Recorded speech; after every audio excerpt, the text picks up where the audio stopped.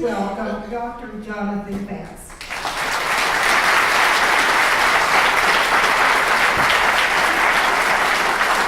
Good morning, everyone. It was a little too chilly for my Expo 67 t-shirt. So this was the next best thing I could find in terms of Canadian content. It's lovely to be back here with you in this new to you venue. And this is, as you all know, senior alumni. So a quick show of hands. Who remembers 1867? Confederation? Anyone?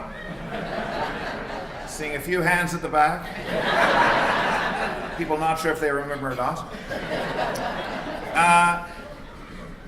So this marks, obviously, as Mark said, the 150th anniversary of Confederation, Canada's Sesquicentennial. And the obvious question that we should be asking is, what have we been celebrating? Oh, there I am. There I'm not. What have we been celebrating? Have we been celebrating the occasion when a whole bunch of white men from Ontario, Quebec, Nova Scotia, and New Brunswick got together and agreed on a federal system? Well, therein lies the problem. Most of our current provinces and territories in 2017 were not involved at all in 1867. So we are asking the majority of the country to observe something that didn't concern them at the time. Now, as we'll see in the next few minutes, this is something that centenary and sesquicentenary planners have to deal with. Okay, we've already established that no one here actually remembers 1867, but I would guess that some of you remember how the Confederation anniversary has been celebrated in other years. And that's what I want to talk about this morning, about how 1867 has been marked in the past in a number of different contexts, and give you a sense of the background to what you might have seen in this current year. And I want to begin actually 100 years ago this year, in 1917, with the 50th anniversary, which under normal circumstances should have been quite a big deal. 50th anniversary of Confederation. At that time in this country's history, and in fact in much of the Western world, these big events were incredibly popular, particularly if they involved gigantic pageants with casts of thousands. This was an era in which people loved to dress up and do historical reenactments. Pageants or plays or tableaus or fancy flag drills, as they called them. The biggest one probably for Canada before this was in 1908 with the Quebec Tercentenary, which had been the occasion for an enormously involved and expensive series of shows, if you like, to commemorate the 300th anniversary of the founding of Quebec. Britain was represented by the Duke of York, who would go on to become King George V. It involved a huge naval display on the St. Lawrence. But what most people remember are the historical reenactments, which involved processions. And this particular one is actors portraying Samuel de Champlain and his wife. So we had these processions through Quebec City. Here's another one. This is representing Marie de l'Incarnation, one of the first nuns and hospitallers in Quebec City. From these sorts of processions to these enormous, for want of a better phrase, mega events. This is a review of the troops. There was also a reenactment of the Battle of the Plains of Abraham with, again, a cast of thousands. People loved this stuff. This was how big events were supposed to be celebrated, with lots and lots of people. Now, there were plans for this kind of event to mark the centenary of the War of 1812. And the plan stipulated it would be called the Anglo-American Peace Centenary. 100 years of peace. Perfect. Unfortunately, the 100 years of peace was interrupted by the First World War, which kicked in just as the celebrations were supposed to get going in 1914. And so the Anglo-American Peace Centenary was quickly forgotten. Nothing much was done. And for the same reason, nothing much was done for the 50th anniversary of Confederation in 1917. Because as you probably know from other events earlier in this year, instead young Canadians spent that occasion charging up the slopes of Vimy Ridge.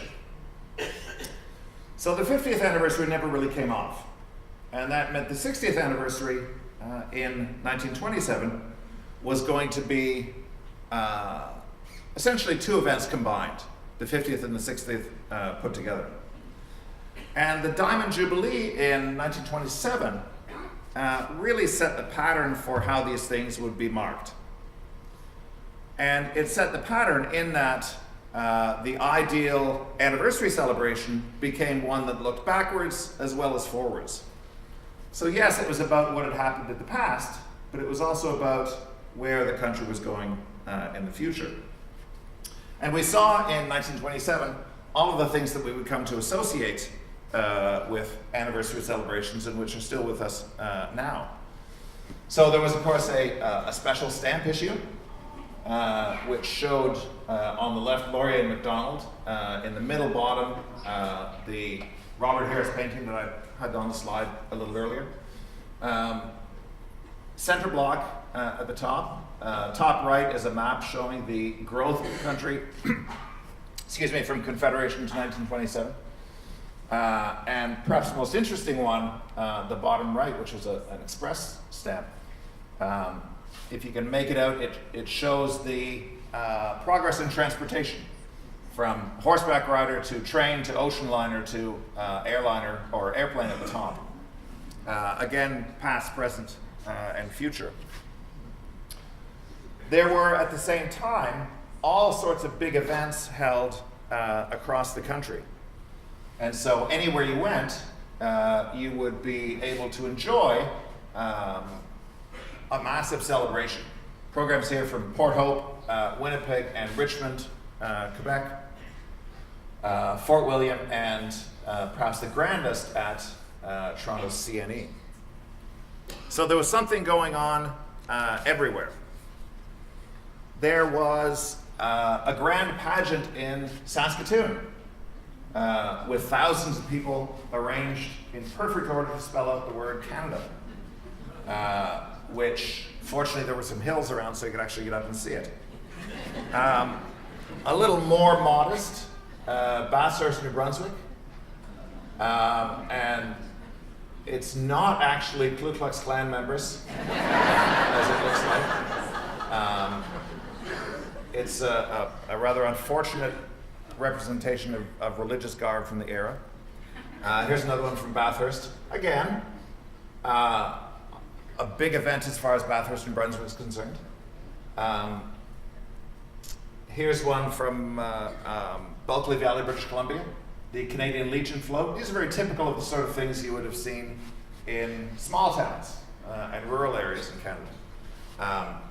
The desire to celebrate, but on a scale that's commensurate with their local resources. And here you see at the front of this float a machine gun team set up. There was in Ottawa the Ottawa Centenary Choir, which was formed especially for the occasion. And Ottawa was really the centerpiece of the whole celebration. Here's the scene on Parliament Hill on the 1st of July, 1927. And the Ottawa celebrations consisted of an enormous parade with, again, a series of these historical tableaus on the back of trucks. So you would have, there was a tableau of Cartier and Champlain, the United Empire Loyalists, the fur trade, Arctic discovery, the RCMP, the wheat industry, the forestry industry. things that covered Canada's past, but also Canada's present. And there was also, as part of the event, the official opening of the Peace Tower in 1927.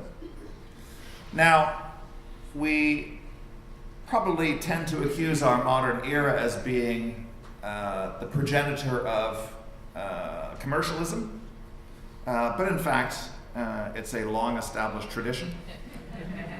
So I don't think most people would have had a problem with the commemorative plate and the cup, or maybe even the badges. The advertisement for Rubberoid building products. I'm not sure Sir John A. Macdonald ever used or indeed would have endorsed Rubberoid. Maybe he would, I don't know. This was the age when you could freely use people's images without their consent. And so I don't imagine Mackenzie King on the right-hand side of the coat of arms there, I don't imagine he was a great believer in Rubberoid products either. But they used his name anyways. There were two big events, though, that were part of the Ottawa celebrations that looked towards the future.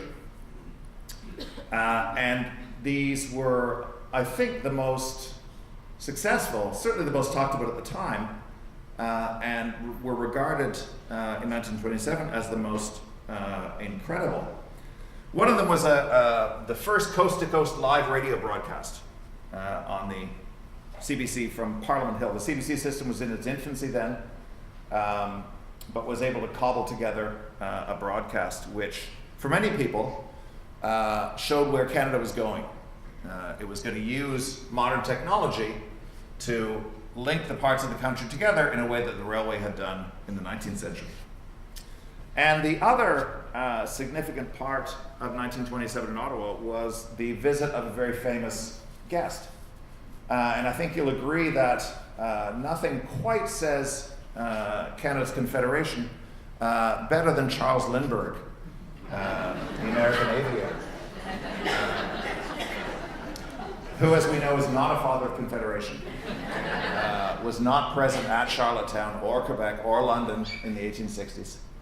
However, the fact that we were able to get Lindbergh in 1927 was regarded as an enormous coup for the government, because Lindbergh at this time, he just completed the first solo flight across the Atlantic. Lindbergh was literally the most famous person in the world. He was a celebrity of godlike status. And I don't mean that flippantly. Lindbergh was as close to godlike as you could get before or since. People believed, because aviation was in its infancy, that this wasn't just a pilot. This was someone who had divine characteristics to be able to do this flight across the Atlantic. And so Lindbergh was, ironically, the big star of the Diamond Jubilee of Confederation. And it's significant because he's the other part of the celebration that looks to the future. Lindbergh represents the future. And it's significant that he is speaking on this national radio link-up. Mackenzie King went all gushy and girlish over Lindbergh. Had a powerful man crush. And if you read his diaries, he's goes all giggly about how amazing Lindbergh is, and how he's godlike in his kind of aura. So this was 1927. It was within the context of the time. This is a relatively small country still. Communications are not great. It is nevertheless a considerable success. And now we get to fast forward to 1967, which Pierre Berton referred to as the last good year.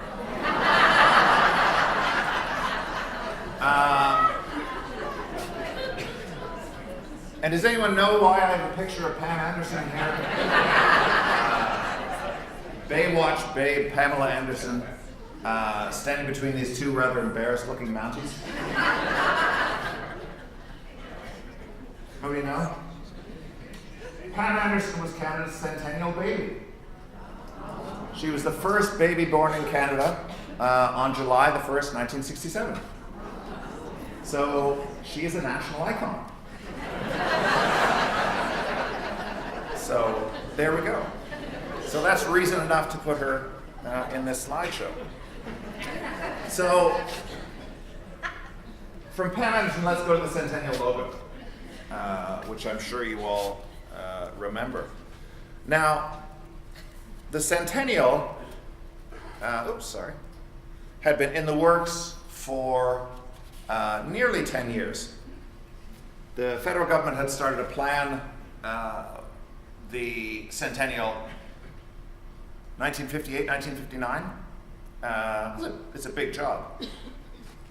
And the chair of the parliamentary committee, who was Ellen Fairclough from Hamilton, the first woman to hold a federal cabinet position, she was in charge of the committee that recommended the creation of cultural amenities across the country as a way to mark the anniversary of Confederation. A national theatre in Ottawa, large theatres in each province, and then a whole string of smaller facilities across the country. This was a very forward-looking plan. Not so many years earlier, the Massey Commission in the 1950s had essentially said that Canada was a cultural wasteland with a depressing lack of performing arts facilities. And so Fairclough's committee decided that Centennial was the time to do something about it. We'll make this right. And within a few years, they were able to get most of the provinces signed on, and eventually all of them signed on, that they would share the cost of erecting performing arts facilities for as their major centennial projects. The capstone of the chain would, of course, be the National Arts Centre in Ottawa. What at the time was the scandalously expensive $18 million project for downtown Ottawa. I mean, I don't think most cabinet ministers today would get out of bed to announce an $18 million project. They'd send somebody else. At the time, this was an enormous expenditure. Now, the great irony was that this program that began in the late 50s, of course, took time. And only 2 of these Centennial Centres were actually open in 1967. The one in St. John's, Newfoundland, and the one in Charlottetown, the Confederation Centre. And the project in Charlottetown was very fortunate because the location where it was to be was a potato warehouse. Of course, what else in Prince Edward Island? Potato warehouse beside Province House, right in the center of Charlottetown. And the warehouse obligingly burned to the ground a few years before. Awfully decent of it. And it left this huge block clear for the Confederation Centre. Ideal. At the other end of the spectrum was the one in Quebec City, which wasn't actually completed until 1971, 4 years after the Centennial. But by the time the GTQ was put up, there were this string of ultra-modern, ultra-high-end performing arts centres in the provincial capitals across the country, linked by connection to the National Arts Centre. Now, in addition, there were over 200 other cultural facilities built across the country. Museums, art galleries, libraries, conservatories, etc., community centers. One of them, as you probably remember, was Centennial Hall, which the planners really, really loved in 1967 because it came in on time and on budget. It was one of the few to do that. So whatever its flaws now as a venue, it was on time and it was on price. So that's good. So the performing arts centers, and if you add them all up from the National Arts Centre right down to the smallest local community hall, there were probably about 600 built across the country, which is an incredible achievement in just a few years for a country like this. Publishing was supported. The federal government set aside $130,000 to purchase books for Canadian libraries. The only proviso being that there to be a certain amount of French language content. And what's interesting is they didn't force libraries to take just Canadian books. This was not about creating a nationalist library system. This was about creating well-informed people. So some Canadian books, some international books. The federal government made grants to organizations that wanted to publish their histories. Everything from histories of major industries to, I don't know, there's a book on the history of chess in Canada, which I've not actually seen myself, but I'm sure it's I'm waiting for the movie. The major publishing venture was the Dictionary of Canadian Biography, which is still publishing today. There was the Confederation Train. Everybody remember the Confederation Train that passed through? Another one came through not too long ago. This was a kind of traveling museum. 6 or 7 train cars of Canada's history, culture, economy, society that went from place to place across the rail lines. Now, we know that not all of Canada is on the rail lines. And so there was transport trucks that did the same thing. A series of 18-wheelers, each with an individual display, was sent out to smaller communities across the country as a way to bring Canada's Centennial and Canada's history to people who couldn't go out and get it.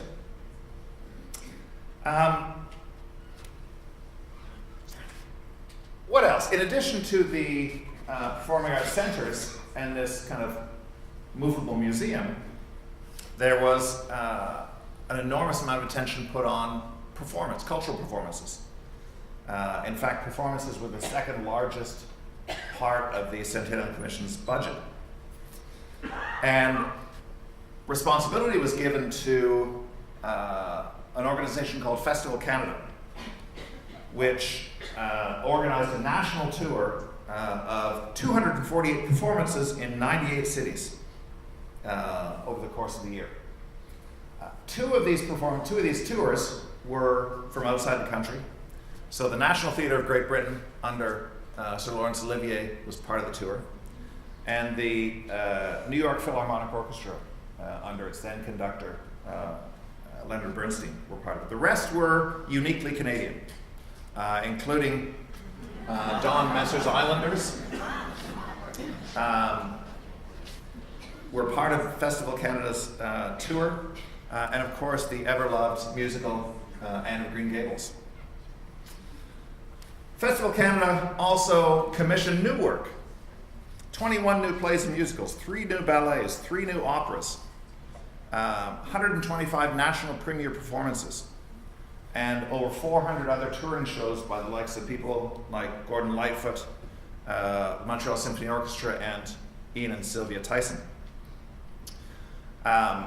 So performance was a huge part of the Centennial celebrations. And again, most of this wasn't historical, but that's not what the intention was about. The intention was to build cultural capacity.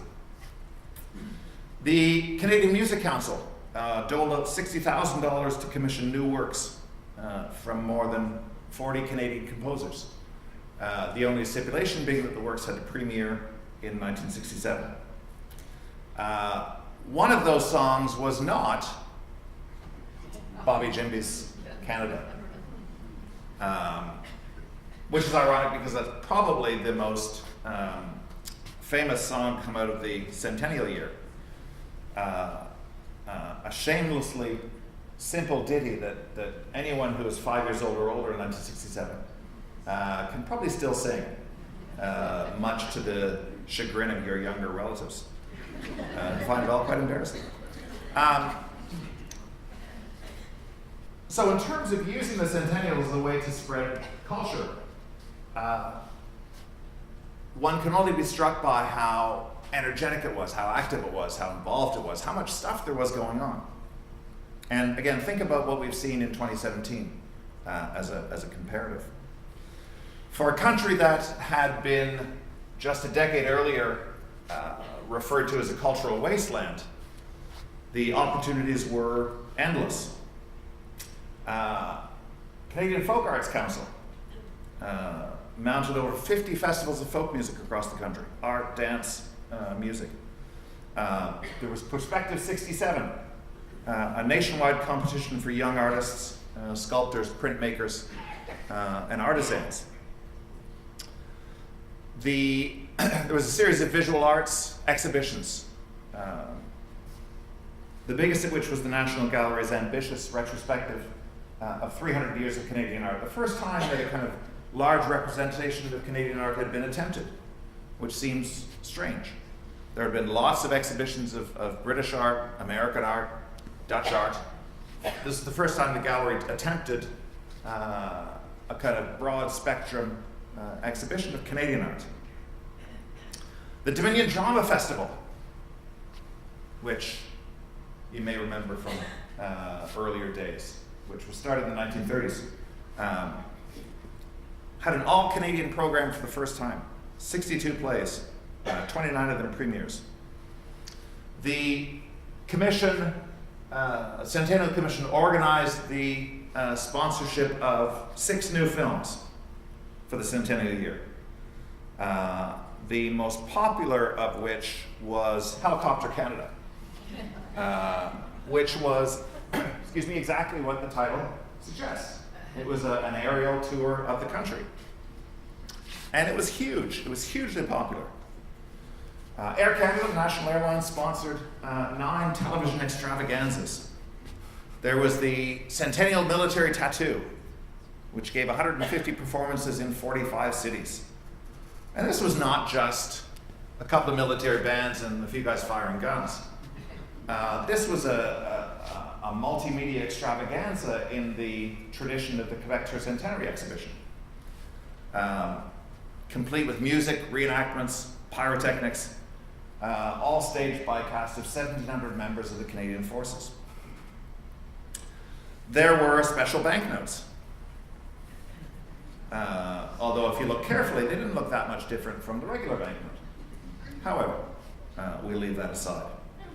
As in 1927, there were special stamps. But again, they didn't actually say anything about the centennial, but that's what they were intended to commemorate. In fact, on Dominion Day 1967, actually, there was only one centennial stamp for the entire year. This is the only official centennial stamp, which is celebrates the new flag, celebrates the centennial symbol, and acknowledges the size of the country. And then there was the symbol, which you see there, which I showed you earlier, which was in graphic design terms a stroke of brilliance. And graphic designers, I'm told, by graphic designers, still look back at this as a remarkably successful symbol. Because it, for this country and generally, it did everything. It was, although they hate to use the expression, it was perfect. No words, so it was bilingual. Put the dates on it, still bilingual, that's great. Doesn't matter whether it's color or black and white, it still looks equally fabulous. It's simple, so it's easy to reproduce in various sizes. It's also easy to draw by hand, which makes it terrific for kids to use. And so graphically, it was ideal. The brilliant thing, though, was putting it everywhere. And if you remember 1967, you remember that the centennial symbol was inescapable. It was literally everywhere. It was put on everything. And the government made copies of it available to any group that wanted to use it. Whether you were writing a history of Humberstone Township, or a history of, the Western Canadian Centennial Karate Championships. And again, if nothing says Canada like Lindbergh, probably nothing else says Canada like Karate Championships. let me just give a brief aside here.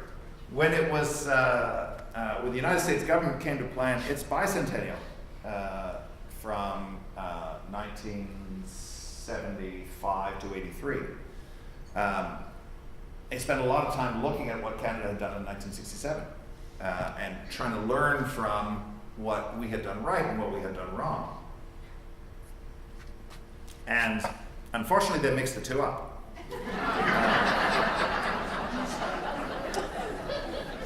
Because they made a mess of it, made a hash of it, quite frankly. First of all, it went on way too long, 1975 to 1983, which is way too long for any anniversary celebration. By halfway through, people were bored to tears and didn't care anymore. They tried to make it about too much. They tried to build it around too many little bits of history. And so remember, we had one stamp. The US had dozens of stamps, all of which had these little dollops of history, which is, as a historian, I think it's fabulous. But as someone who's planning a big event, is disastrous. Because you're asking people to associate something with all of these events that they probably never heard of before and probably never heard of since. So that was a problem. Even the symbol was a problem. It's really difficult to draw by hand. So kids had a terrible time with it. It doesn't work in black and white. It just looks and there's too many words. You don't need the words. One of the reasons you have a symbol is so you don't need to use words. So you could miss that part of the memo. And in fact, many of the planners on the American Bicentennial Commission admitted that after that they botched all sorts of stuff. So they took the wrong lessons from Canada. The other thing they tried to do is spend in the US. And it didn't work because many Americans were not really interested in what they were told to be spending their money on. In Canada, the spending was, in relative terms, fairly modest, but much more targeted and I would argue much more effective. The Centennial Commission between 1963 and 68 spent about $150 million on projects of national value. About a third of it going to Canadian culture. And when you add the money that went to other local initiatives by other levels of government, you find out that in those 5 years, governments in Canada spent more money supporting Canadian culture than governments had in the previous 300 years. And we were the richer for it. So those are all the things that you will remember you encounter still that are relics of the centennial year. But then there, of course, was Expo 67, which I want to touch briefly on before I finish up. The international fair had been awarded to Canada in 1962 for the 1967 International and Universal Exposition. And the theme was Man and His World. Remember, this was the time when women didn't actually matter very much. So it was Man and His World. And it was to take place on Île Sainte-Hélène, an artificial island in the St. Lawrence River made from fill excavated from Montreal's subway system. And like all such expos, it was built on a series of national pavilions that celebrated the achievements of each country. So yeah, it was state propaganda, quite frankly, but it was amazing because the pavilions themselves represented the height of modern architecture. And the more modern, the better. And if you remember Expo, if you've seen some of these images since, these were, for 1967, astonishing buildings, astonishing structures. The US Pavilion is still there, the British Pavilion, the Israeli Pavilion, Katimovik, the Canadian Pavilion, and a number of the others. So visually, just in terms of the architecture, it was a remarkable site. Again, though, what it celebrated, at least as far as Canada was concerned, was culture. Yes, there was a pavilion for the forestry industry. Yes, there was a pavilion for Air Canada. Yes, there was a pavilion for various industries. But the real stars were cultural products. This is what people remembered. This is what got all of the press. So the Expo planners used the fair and its connection to the Centennial to ramp up the dose of Canadian culture that people were receiving. Everything from the most traditional folk art cultural forms to the extreme avant-garde. And Canadians were obviously familiar with the former, but not familiar with the latter. This exposed us to the most radical and experimental forms of art created by us, by Canadians. And just let me talk briefly about film, because that was one that struck a lot of people as the most remarkable. At Expo, film was taken to a whole new level, both in terms of the aesthetic behind it and the technology used to create it. So there was Kaleidoscope, which was sponsored by Canada's chemical companies. And that's what it looked like inside. Incredibly difficult to describe, but let me read you what an American film critic said about it. And I should mention that American critics went gaga over cultural productions at Centennial. This is what Judith Shatnoff wrote. An optical mirror show designed to initiate the viewer into the mysteries of color. There, as you moved from chamber to chamber, sound and light effects became more extreme, images and electronic tracks became more and more abstract, sometimes colliding, more often going their separate ways, until in the last chamber, mirrored walls, floor and ceiling, flashing, whirring, incandescent lights, balls of fire and psychedelic explosions were prodded by increased decibels of sound into kaleidoscopic symmetry. It was an incredible show. And this really does not do it justice. What you can see is that this was packed all the time. Canada 67, which was funded by Canada's telephone companies, put on in a 1,500-seat auditorium, a circular auditorium, powered by 9 film projectors and 12 sound channels. Robert Fulford, who we all know and love, said it was almost the only truly nationalistic film at Expo. A cinematic hymn to the glories of Canada, so blatant in its chauvinism that one could hardly imagine Canadians producing it. In fact, they did. It was done by the Walt Disney Studios. Nevertheless. And then there was the film Ontario, A Place to Stand. And this is a frame grab from it. This is what Shatnoff wrote about that. Director Christopher Chapman turned a banal 16-minute travelogue into a tour de force of rapidly changing screen size and shape, multiple scenes of the province life and events, everything going on at once, as it actually does.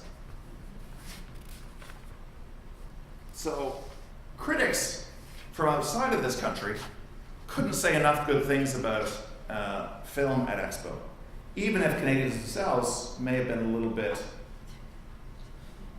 flabbergasted by what they were seeing. The big one, though, the most talked about production, arguably the most groundbreaking, was called Labyrinth by Roman Kreuter, a production of the National Film Board, which was an allegory of the human journey using the ancient myth of Theseus and the Minotaur as a conceptual framework. And So ambitious was it that it was had to have a special building to show it. And this is the theater for Labyrinth. Now, to call it a film is really to do it an injustice, because it was so much more than a film. It took 3 years to make, $4.5 million, which was an astronomical sum at that time. It took place in this 5-story concrete bunker, whose architecture was actually part of the film experience. It could not be shown anywhere else, because the building was built to display it. As one of the contemporaries wrote, viewers moved through dim, intimate corridors, which prepared them first to find the hero, then to find the beast which lives inside, then to return triumphant to the world. So, it wasn't a film where you sat and watched. It was a film where you moved through. As the film went on, you went on. And you can see here, this is it's not just a movie, it's an experience. Images were projected on the walls, on the floors. Sound came out of hundreds of speakers hidden in the building. It was like nothing filmgoers had ever seen. And people waited in line for hours to see Labyrinth. And in many cases, they would stand in line for hours, go and watch the film, and then go back to the end of the line and start again. It was that popular. Again, it was talked about.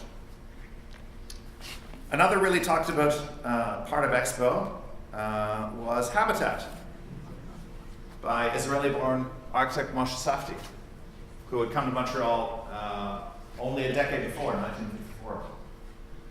Essentially, Habitat was a three-dimensional city, although that was not a term that Safdie liked. That was intended to combine the density of an apartment complex with the privacy of detached housing. And so he used these prefabricated concrete boxes put together in various ways to create mixed space housing units of various sizes. It was smaller than Safdie had originally planned.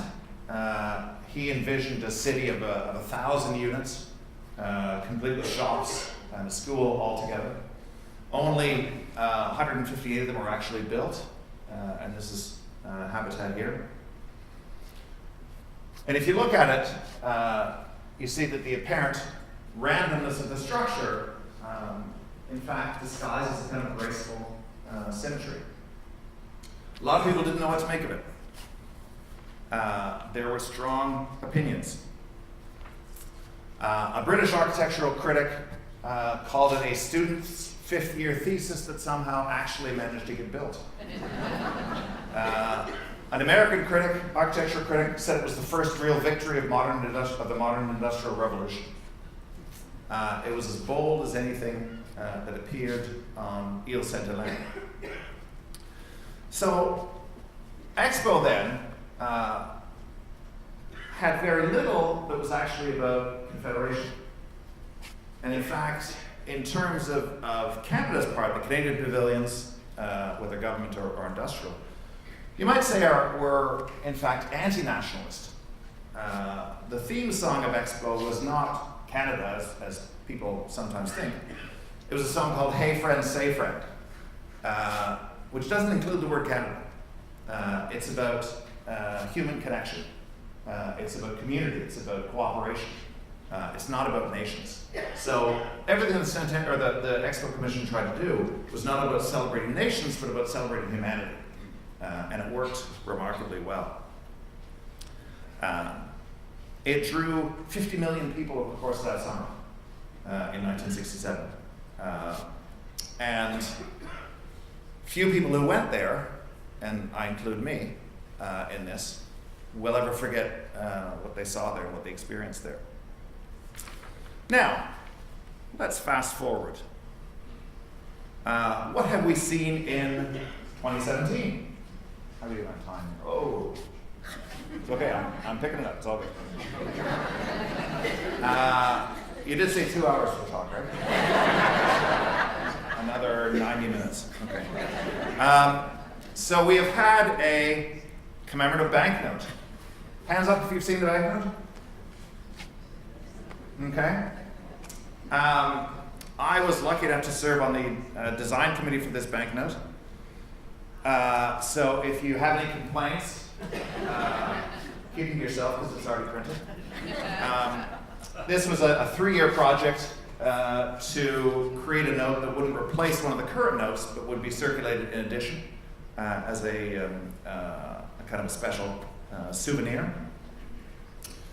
And let me throw it to you for a second. What else can you identify as a product of these Sesquicentennial celebrations?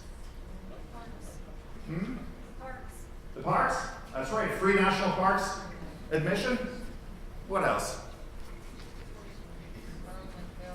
Parliament Hill. Okay, the big show.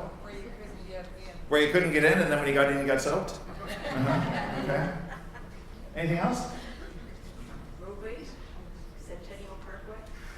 Okay. Okay. Well, if you were to look at if you were back in January 2017, if you were to look at